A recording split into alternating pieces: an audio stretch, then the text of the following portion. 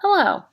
In this lecture, we are going to be looking at Chapter 10, Artistic Reflections in the Pre-Modern World, circa 480 BCE, which means before the current era, to 1400 CE, which is the current era.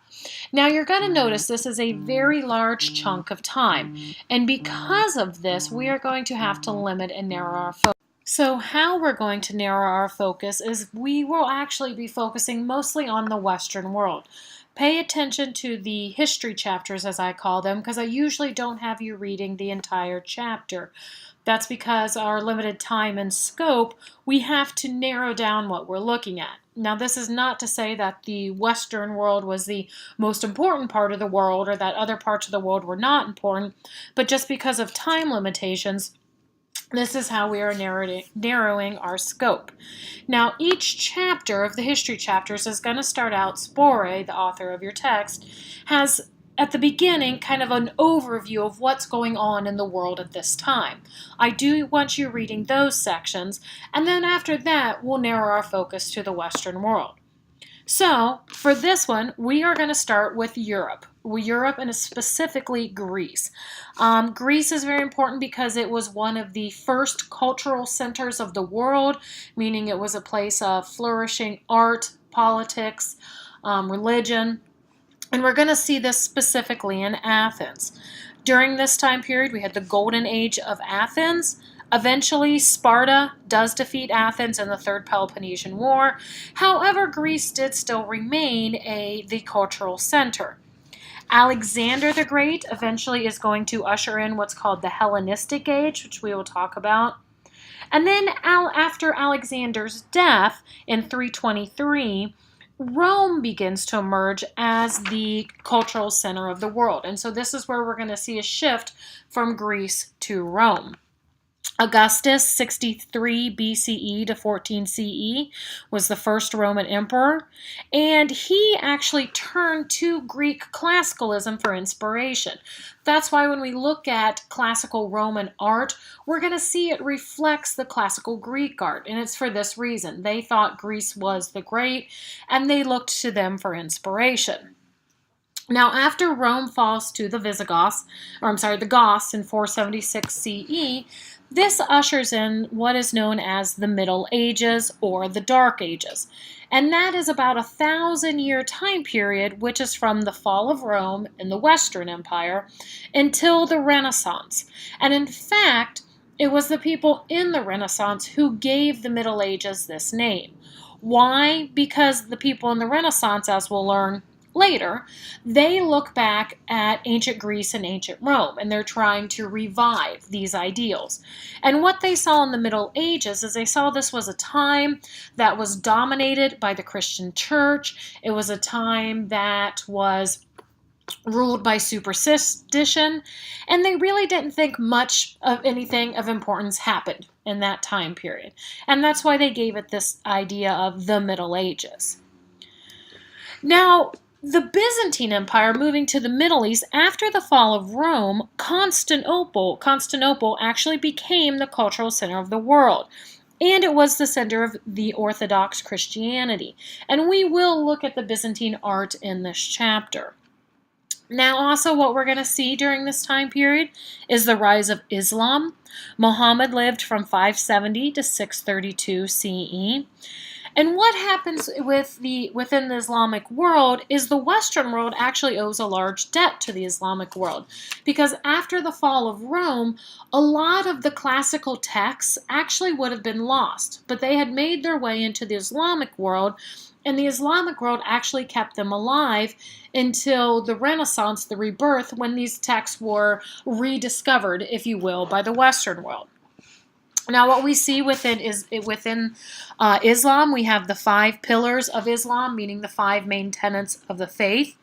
These include the belief in Allah, the performing the canonical worship 5 times a day facing Mecca, fasting during Ramadan, which is the 9th month of the Islamic calendar, yearly payment of the zakat, which is money for the poor, and at least once in your lifetime, Muslims are supposed to complete the Hajj, which is the annual pilgrimage to Mecca.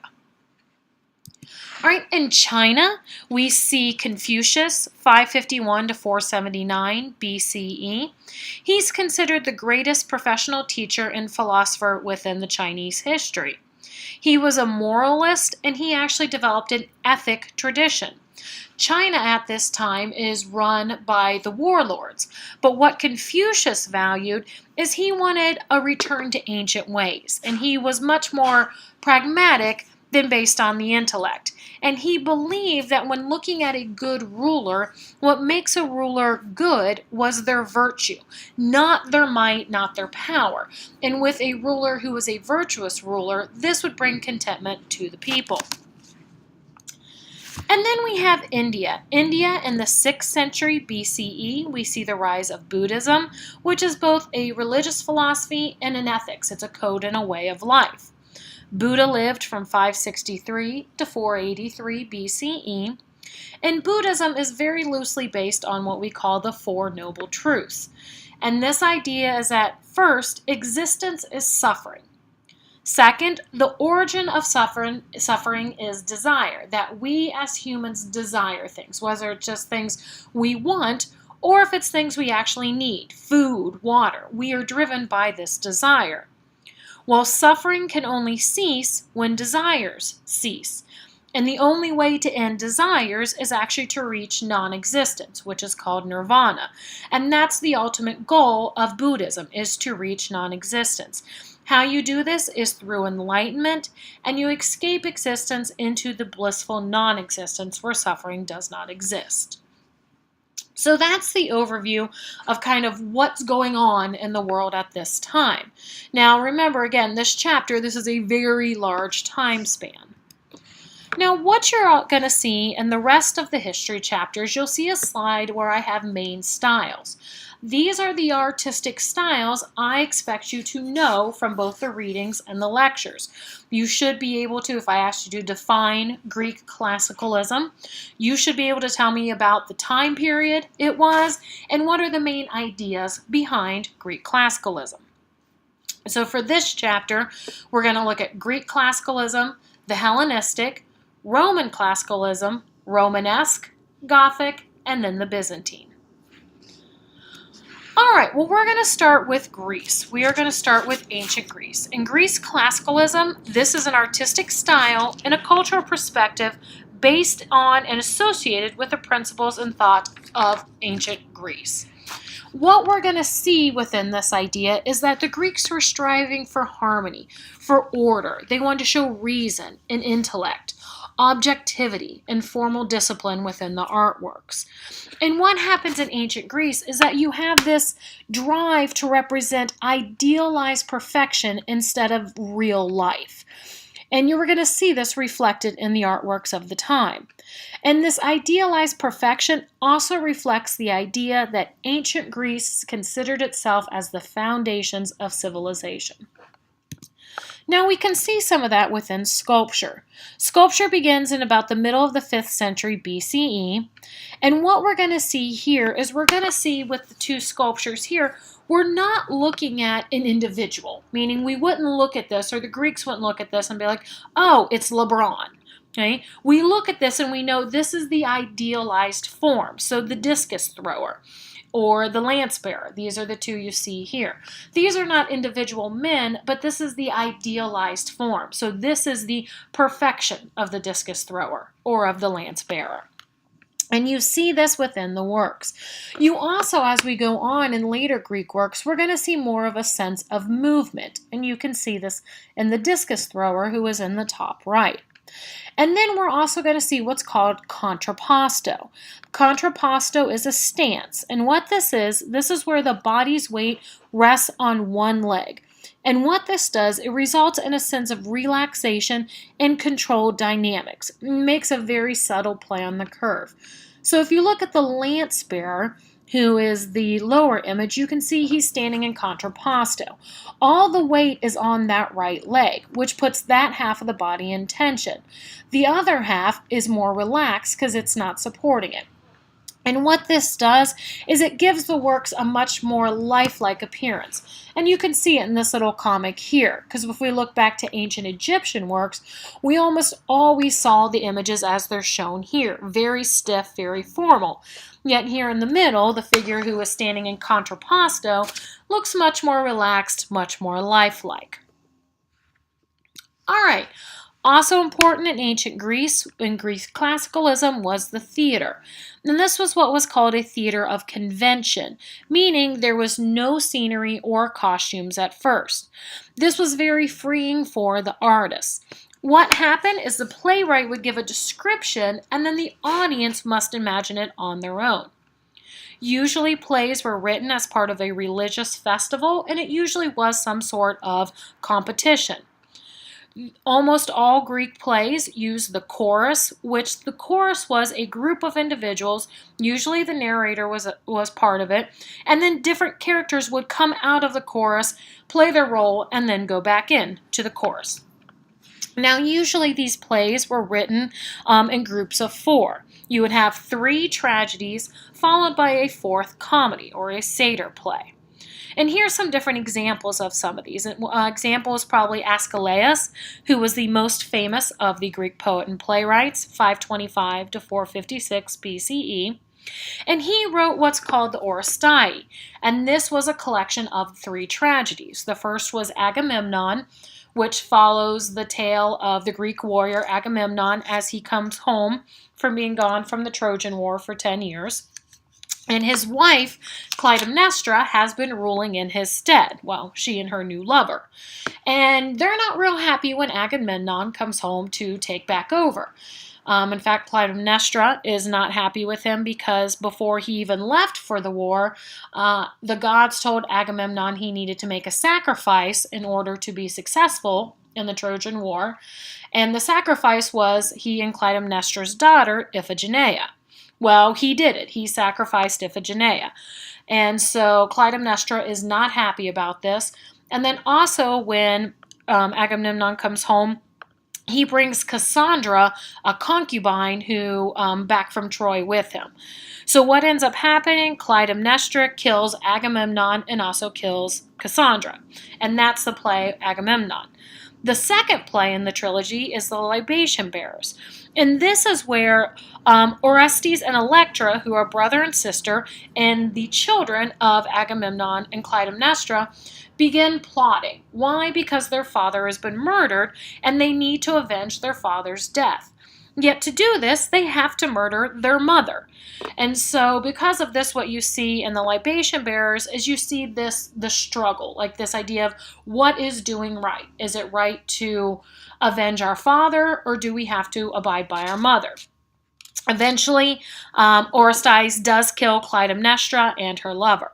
And then that leads to the third play in the series, which is the Eumedes, or the Furies. And what happens in this play is Orestes is actually put on trial for killing his mother. And eventually, though, he is acquitted because the court decides that the husband is actually seen as more important in the marriage than the wife. And so the children did the right thing by avenging Agamemnon's death. And so what you see in these is we see these lofty moral themes in these plays. Sophocles, probably one of the most famous of the Greek playwrights. He's known for the 3 Theban plays. This consists of Oedipus Rex, Oedipus at Colonus, and Antigone. And now these all were followed up by a 4th comedy, but for the most part, we've lost a lot of these comedies. Aristophanes, though, 448 to 380 BCE, he was one of the first playwrights who pretty much basically just wrote comedies. An example of this would be the Lysistrata. And this is actually based off of historical events. It's talking about the Peloponnesian Wars, which were wars that were fought between Athens and Sparta. Well, what happens in the Lysistrata is basically the women of Athens are sick of this. They are sick of all the fighting and they want it to stop. So they're debating how they're going to get the men to stop fighting. Well, basically what they decide to do is that they are going to withhold sex. And guess what?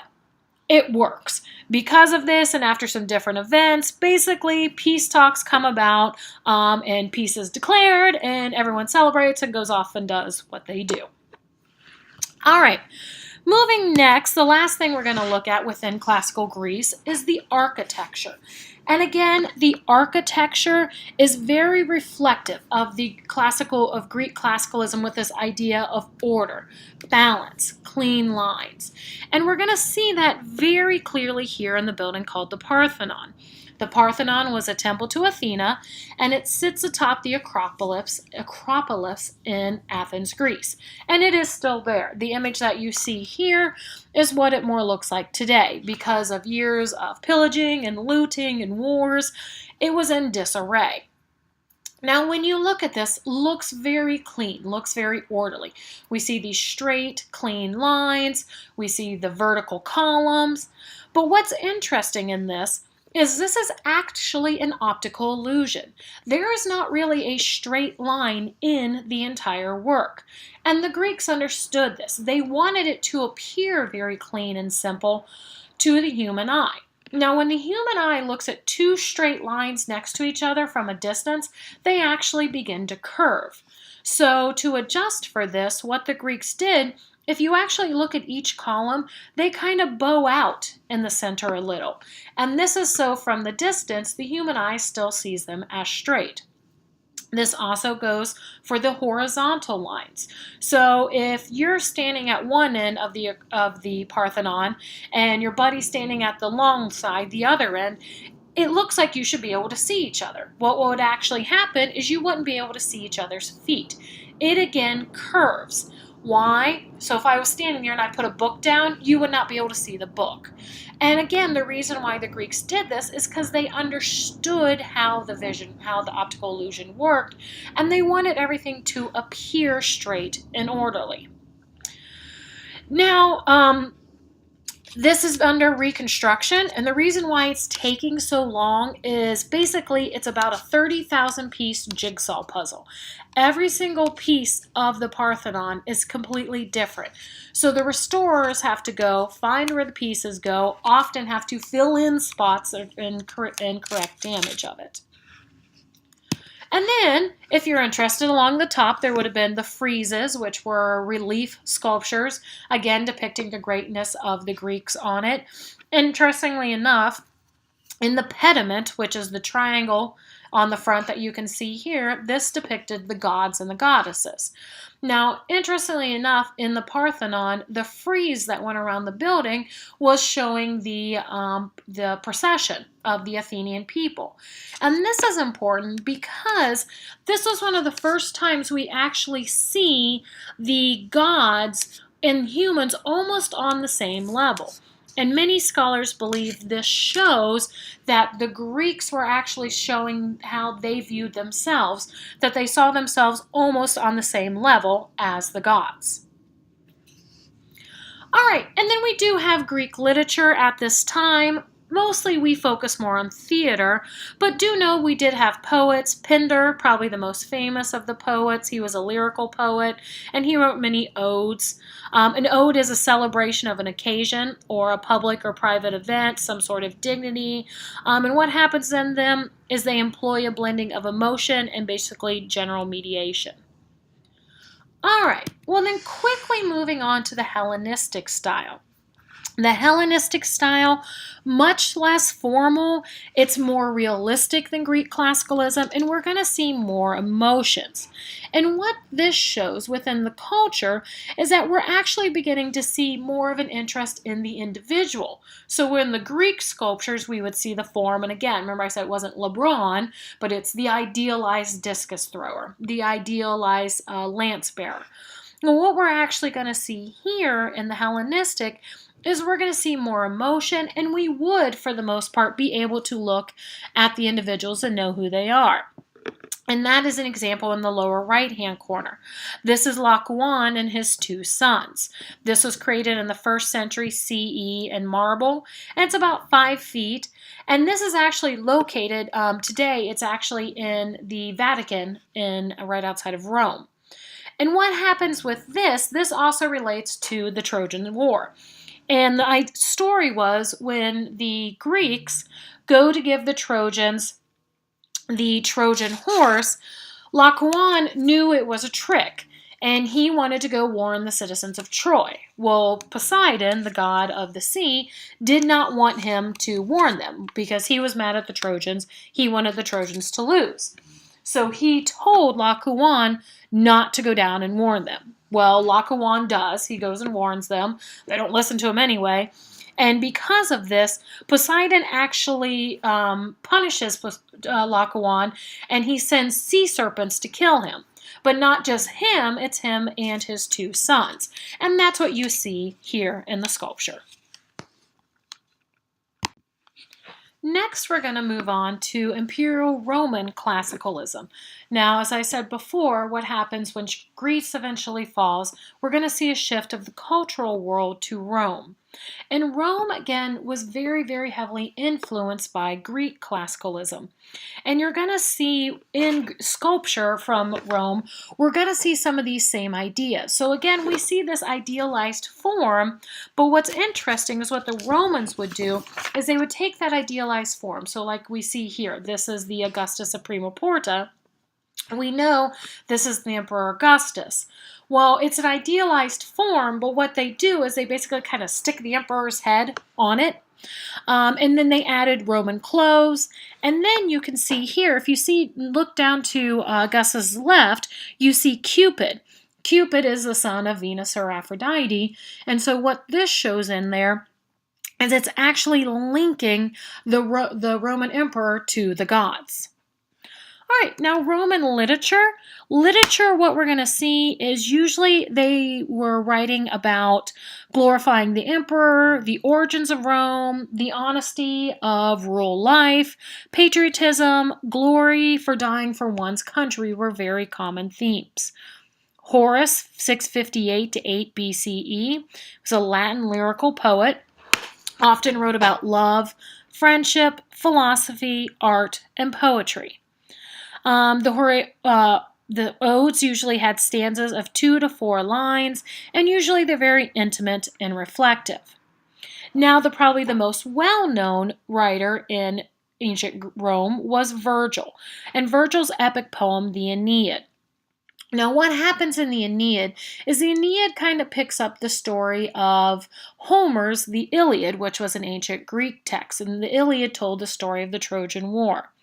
Well, what happens in the Aeneid follows the journey of Aeneas. Aeneas was a Trojan warrior, and as you should know, in the Trojan War, Troy lost. The Greeks won with the trickery of the Trojan horse.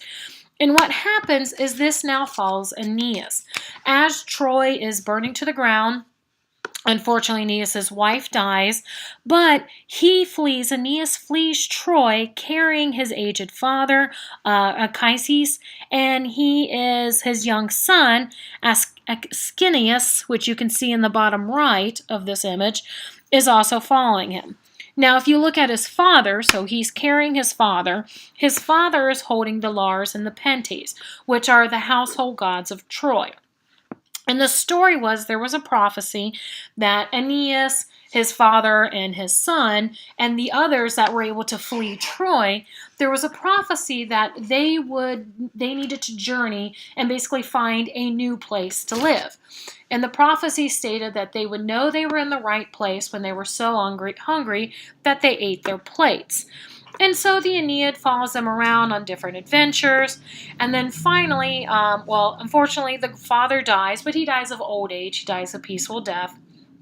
And then eventually what happens is they get to an area, and the people in the area are feeding them. And what they do is they have a type of bread. And the bread is so solid, you actually put the food on top of the bread.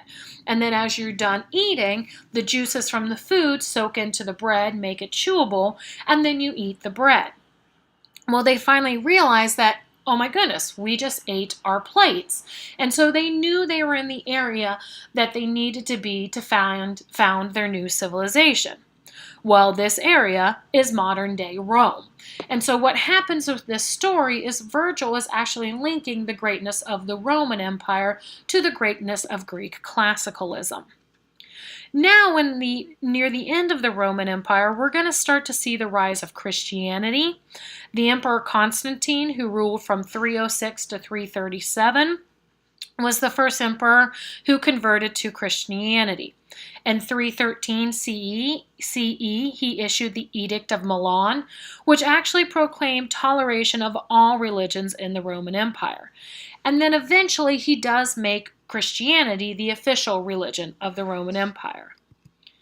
Now, in Rome, architecture is very important. And so what they did is they built on the post and lintel system of the Greeks. But what the Romans actually introduced were two very important things. The first was the use of concrete. Concrete is a mixture of sand, water, glass. You can form it into shapes, and then when it dries, it's very, very sturdy. And the Romans invented what's called the arch. And you can see that very clearly in the building here in the Colosseum. The Colosseum is basically made up of rows of arcades, which are arches next to each other.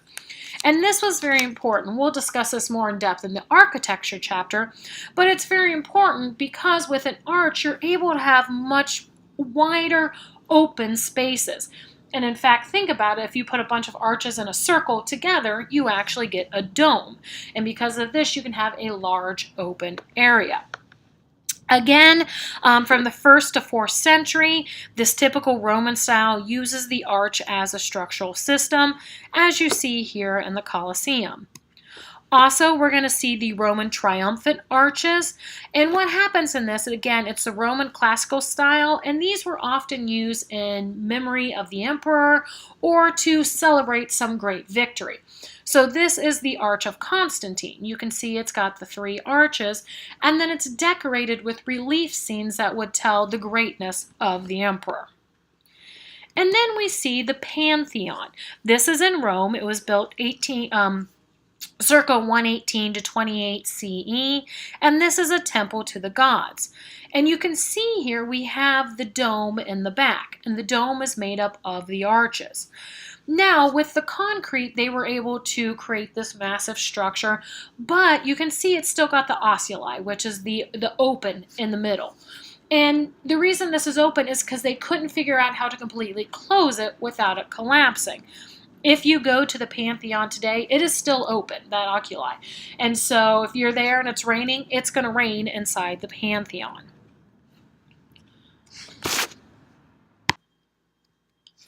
After the fall of Rome, we move into, again, what's called the Middle Ages, the Medieval, or the Dark Ages. Now, within the Middle Ages, we're going to focus on medieval music. Around 500 CE, what begins is what's called the chant, plain chant, or plain song. Now, this was developed as part of Christian worship. The most popular and probably well known of this was the Gregorian chant, which is a single melodic line using notes relatively near each other on the musical scale. Now, this was named for Pope Gregory, who lived or ruled from 540 to 604. And I've given you here, you can see the clip. This will give you a clip where you can go and actually listen to the Gregorian chant. Next, we have Hildegard of Bingen. Her dates are 1098 to 1179. And she's well known because she actually founded a convent, and she is the first composer whose biography we know. Why? Because she kept very meticulous records.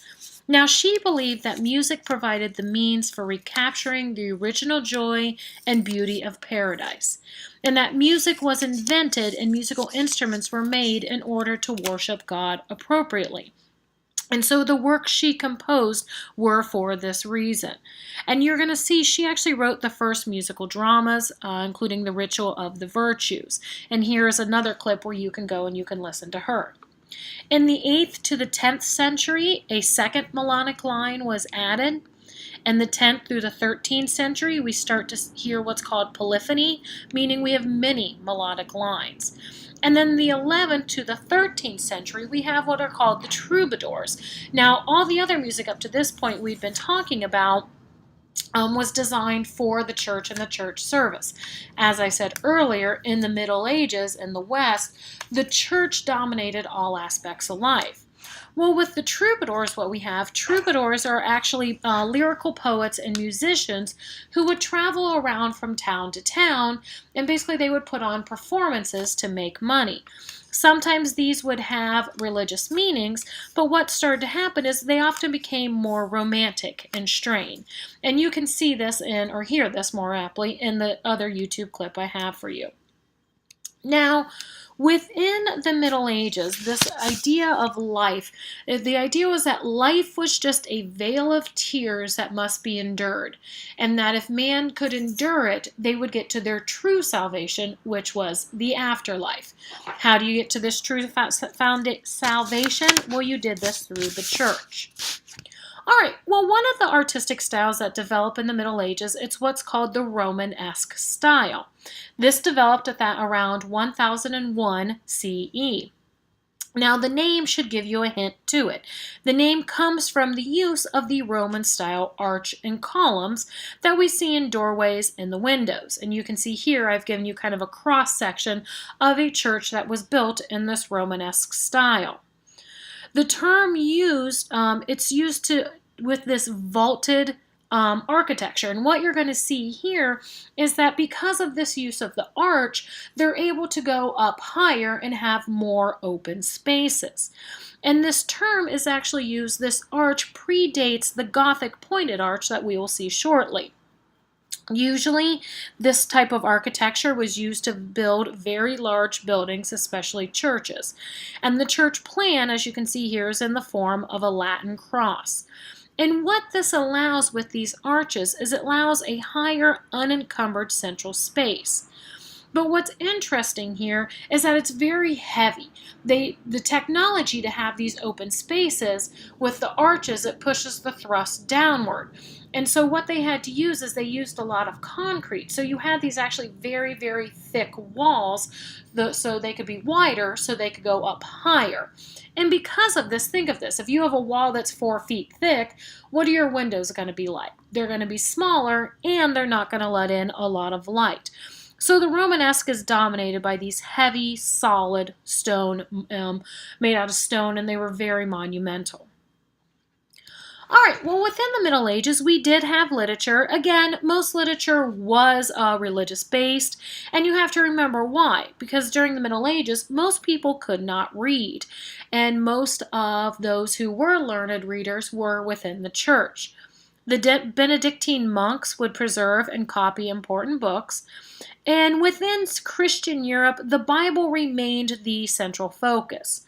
However, we did have these traveling minstrels, which were like the troubadours, and what these would be, again, people who would travel around and they would tell these tales. For example, one example would be the Song of Roland, or Beowulf, which is the earliest poem in modern Europe language that still exists. And then probably the most famous and the most well-known author of the Middle Ages is Dante. In Dante's work, The Divine Comedy. And this is a long epic poem, and it's told in an allegory. Allegory is a literary device where superficial sense accompanies a deeper, more profound meaning. And so what we see within the Divine Comedy, it's actually made of 3 different books, 3 different cantos. We have the Inferno, the Purgatorio, and the Paradiso. And what it actually tells of Dante's own journey through the Inferno, the Purgatorio, and the Paradiso. And what happens is this is actually an allegory for the soul's journey to heaven. So what happens, he falls asleep and he wakes up, and Virgil is actually his guide, and he takes him through the different levels. The Inferno is more commonly known as hell. Once you're in the Inferno, you do not get out, and there's the different circles. And the devil is actually in the last circle, encased in ice. Then you have the Purgatorio. Purgatorio is you can get out of Purgatorio. It's purgatory. And it's where those who had committed sins in their lives are actually paying for their sins. And you can eventually work your way out of the different levels of the Purgatorio. And then it ends with the Paradiso, which is ultimately heaven. And how it ends is the inner circle there is God. And Dante himself actually never experiences God because as a human, we cannot experience the full force of God as it's written in the Divine Comedy. Other texts that were important at the time, we have Boccaccio's The Decameron, and this is what's called a frame tale. It's actually a story within a story. What happens, the main idea, is it tells the story of 10 people who fled the plague of Florence of 1348. And basically they're kind of quarantined themselves. And what they do to pass time is that each of the 10 people tell 10 different stories. So you have 100 different stories within the one text. Most of these extol the virtues of humankind, proposing that one be noble, that one must accept a life how it is, without bitterness. All right, and then moving on, when we get to the end of the Middle Ages, we have what's a style developed that's called the Gothic. Now, the Gothic is still part of the Middle Ages. It's developed around the mid-12th century until the Renaissance, and it began in France. Again, this term was also coined by those in the Renaissance because it meant barbaric.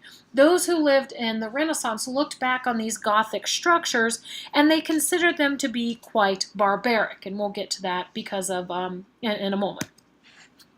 Two-dimensional art was somewhat popular at this time. However, still again mainly for religious purposes. We would see illuminated manuscripts such as you see here. So the monks that were copying the books, they would start to put drawings within them. And then also we would see return of frescoes and altar panels within churches.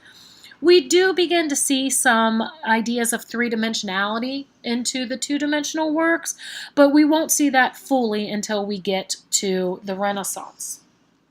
Now, probably the most well-known aspect of Gothic art is the Gothic arch, and this is within the architecture. And this was developed by Abbot Suger. And this architectural style is designed and based off of his theology. Because the idea was that the higher you could get, would be the closer to God. And the most important thing for him was light. And so what would happen is you would have these grand churches or cathedrals that would be constructed. As you can see here, this is the Notre Dame Cathedral.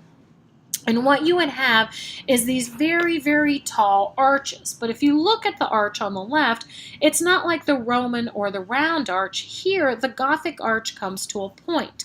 And what happens with this pointed arch is that you're able to go much higher and much wider and have these very wide open spaces. And because of this, what they would put in these wide open windows would be the stained glass. And you could see it here, some of the different rose windows.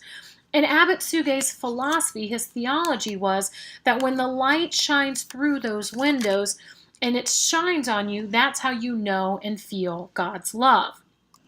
Now, same as with the Romanesque, right, you have to have that support structure.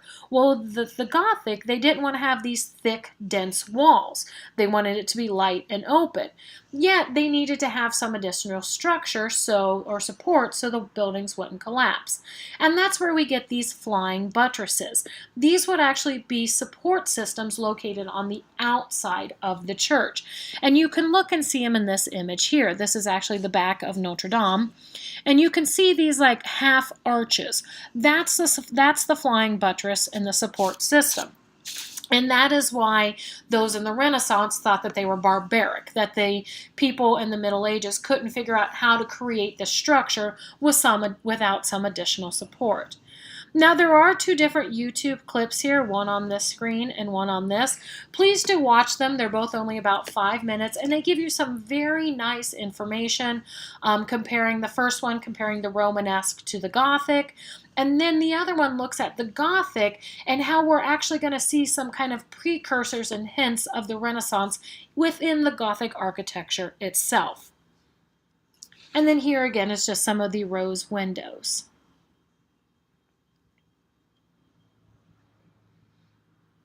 All right, sculpture in the Middle Ages, again, usually, or in the Gothic, usually based around or within the church themselves. We really don't have freestanding sculptures. These sculptures were created within the grand cathedrals, usually there to help educate, help tell some type of tale.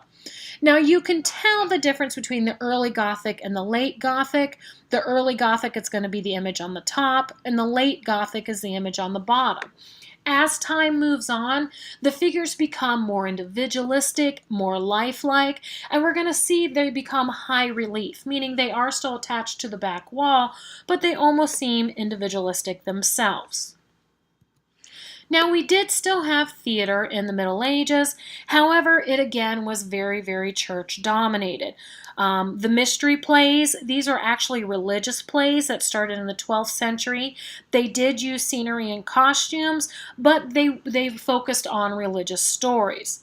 The miracle plays portrayed the life, the miracles, and the martyrdom of the saints.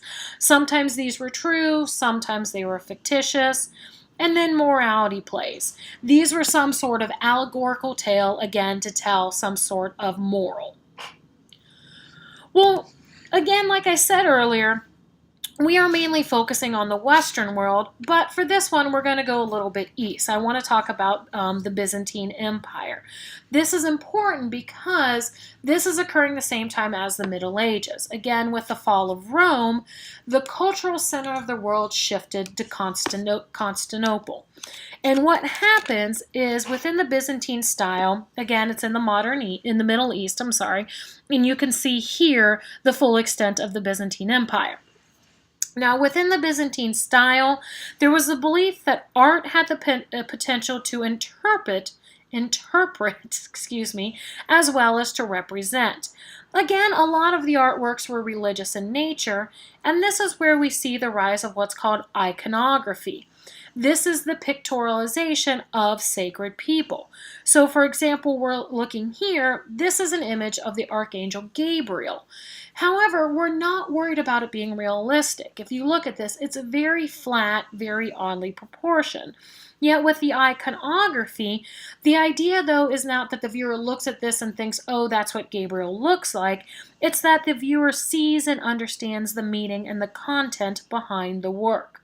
And again, many of these works are very anti-naturalistic in character.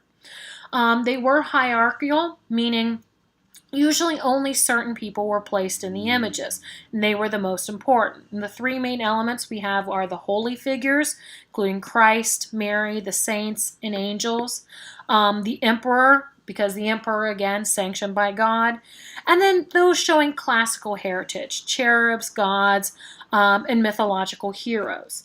And we can see, again, in works such as this one. This is the Annunciation, and this is by Orid, and it's a 14th century work.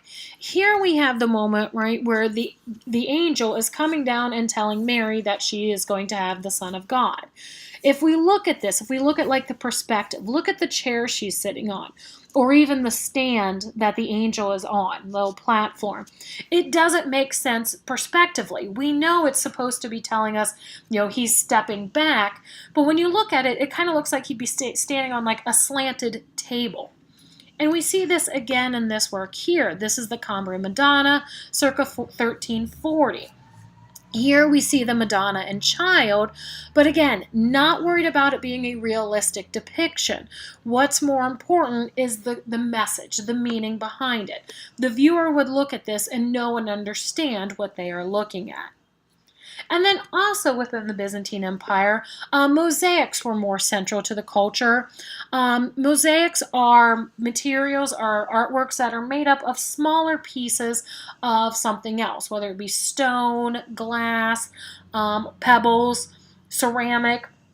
And this mosaic art flourished in the Byzantine Empire from the 6th to the 15th century. Sadly, the majority of the Byzantine mosaics were destroyed during different wars and conquests, but we do have some that still remain today. The reason why we went east on this is I want you to see and understand the importance of the Byzantine Empire, because they were the ones that helped save a lot of the classical Greek and Roman works that otherwise would have been lost. Okay, that's the end of this lecture. Again, these lectures are just meant to supplement your readings, to give you some different visuals, and to hear my interpretations on some of them. So please do not substitute the lectures for the readings. They are meant to be supplemental.